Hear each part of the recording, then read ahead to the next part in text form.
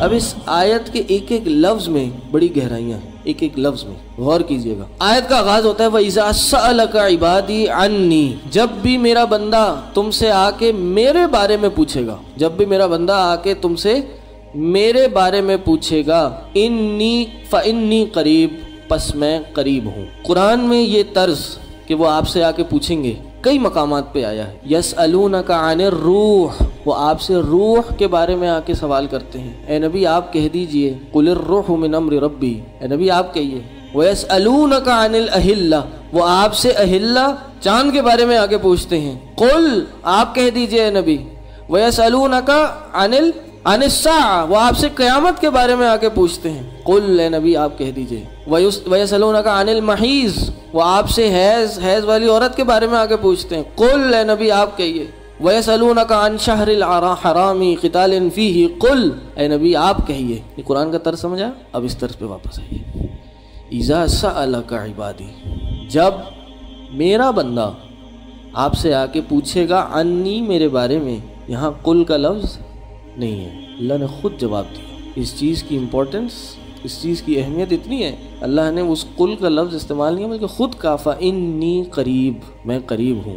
اور جو آ کے سوال پوچھ رہا ہے اس کو کہا عبادی، وہ میرا بندہ ہے۔ کسی لفظ انسان، لفظ مسلمان، لفظ رجل کا استعمال نہیں کیا یہاں پہ، بلکہ کہا عبادی، میرا بندہ آ کے پوچھے۔ اس آیت کا شان نزول پتہ ہے کسی کو؟ اللہ کے نبی صلی اللہ علیہ وسلم کے پاس ایک عرابی آیا، ایک بدو شخص آیا، دیہاتی جن کو ہم کہتے ہیں، کہ پوچھا اللہ کے نبی صلی اللہ علیہ وسلم، اللہ کو اللہ ہمارے قریب ہے جو ہم اس سے سرگوشی کریں، یا ہم سے دور ہے جو ہم اس کو پکاریں، اس کو آوازیں لگائیں، کہاں ہے اللہ؟ تو اللہ تعالیٰ نے قرآن کی آیت نازل کی کہ جب بندہ آپ سے میرے بارے میں آ کے پوچھیں گا میں قریب ہوں، اس سے سرگوشیاں کر لو۔ اسی طرح ایک شخص آیا، نبی علیہ السلام سے پوچھا کہ اللہ کہاں ہے؟ اللہ نے یہ آیت نازل فرمائی کہ میں قریب ہوں۔ اب قریب کا مطلب کیا ہے؟ ہمارا کیا عقیدہ ہے کہ اللہ تعالیٰ کی ذات کہاں ہے؟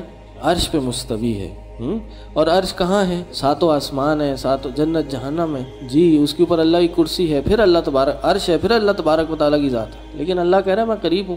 تو یہ بات سمجھ لیجئے، قریب ہونا علو، عالی ہونے کے مخالف نہیں ہے۔ اللہ عالی بھی ہے، بلند و بالا بھی ہے، مرتفع اور مستوی بھی ہے، اس کے ساتھ ساتھ ہمارے قریب بھی ہے۔ نحن اقرب الیہ من حبل الورید، کہ ہم تمہاری شہرک سے بھی زیادہ تمہارے قریب ہیں۔ انسان کو نہیں پتا ہوتا اگلے لمحے اس نے کیا سوچنا، اللہ کو پتا ہوتا ہے۔ انسان کو نہیں پتا ہوتا اگلے لمحے اس نے کیا کرنا ہے، لیکن اللہ کو پتا ہوتا ہے۔ کیا کہا کہ کہہ دو کہ میں قریب ہوں۔ پھر کیا ہوتا ہے؟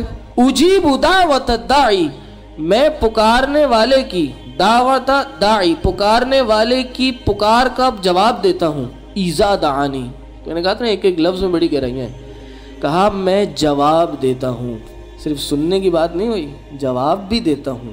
کیا کس کا جواب دیتا ہوں؟ دعوتا، اللہ نے دعاؤں کی قبولیت کے لیے شرط نہیں لگائی کہ انسان بار بار دعائیں کرے۔ وہ الگ بات ہے کہ دعاؤں کی قبولیت کا سبب یا یہ چیز بڑھ جاتی ہے، دعاؤں کی قبولیت میں اضافہ ہو جاتا ہے جب انسان ایک دعا بار بار مانگتا ہے۔ اللہ کے نبی صلی اللہ علیہ وسلم نے فرمایا کہ انسان کی دعا لازمی قبول ہوگی جب تک اس میں جلدی نہ کرے، بار بار مانگتا رہے، جلدی نہ کرے۔ لیکن اللہ نے یہاں کیا کہا کہ ایک دفعہ کی بھی پکار کا میں جواب دے دیتا ہوں، اذا دعانی، جب بھی وہ مجھے پکارتا ہے۔ اس آیت کے شان نزول میں، کیونکہ ایک آیت کے کئی شان نزول ہوتے ہیں اور کئی شان نزول کے لیے ایک آیت آ جاتی ہے، اللہ کے نبی صلی اللہ علیہ وسلم کے پاس ایک شخص آیا، پوچھتا ہے کہ اللہ کے نبی صلی اللہ علیہ وسلم ہم اللہ کو کس وقت پکاریں، کس ٹائم، کوئی گھڑی کوئی وقت بتائیے جس میں ہم اللہ کو پکاریں۔ اللہ نے قرآن کی آیت نازل کی، کہا اجیب دعوت الداعی اذا دعانی، جب بھی میرا بندہ مجھے پکارتا ہے میں اس کی پکار کا جواب دیتا ہوں۔ کوئی ٹائم باؤنڈ نہیں ہے، کوئی ایسا وقت نہیں ہے۔ نماز کا وقت ہے جس میں نماز نہیں مانگی جا سکتی، نماز نہیں پڑھی جا سکتی، دعاؤں کا کوئی وقت نہیں ہے۔ انسان ہر وقت ہر لمحے اللہ سے دعا مانگ سکتا ہے۔ کوئی ذکر اذکار چلتے پھرتے،